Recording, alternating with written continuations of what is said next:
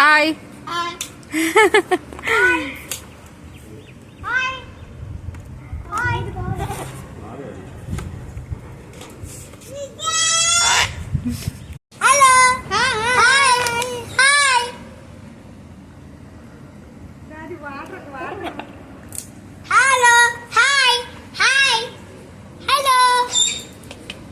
అమ్మ దప్పిక వేయడానికి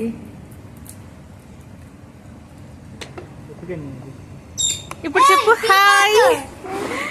అరే చెప్పించండి రా హలో.